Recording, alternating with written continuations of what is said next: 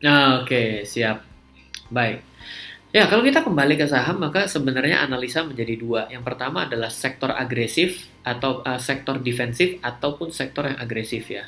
Kalau sektor yang defensif dalam beberapa waktu dari tahun ini year to date atau 1 tahun itu memiliki pemetaan yang berbeda.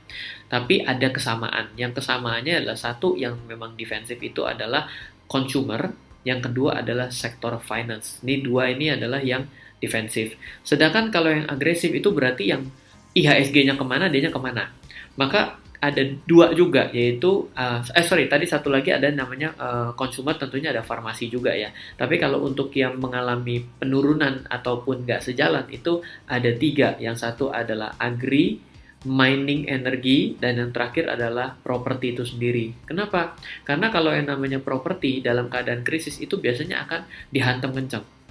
Kenapa? Karena orang menyerah dengan harga yang ditawarkan. Dia minta 1 miliar, orang nggak ada yang mau, dia buang dengan 500 juta.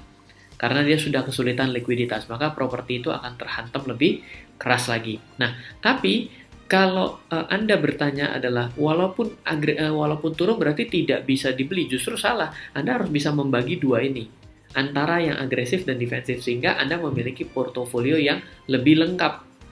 Karena apa? Yang namanya investasi itu bukan bagaimana caranya Anda harus untung kalau menurut saya. Bagaimana caranya mengamankan modal, tapi dengan cara selektif dalam berinvestasi. Jadi, dalam dua sudut pandang itulah Anda bisa mengambil posisi-posisi. Terima kasih Anda telah menyaksikan RF Channel, sumber informasi dan inspirasi kecerdasan finansial, bisnis, dan strategi investasi oleh Ryan Filbert dan tim.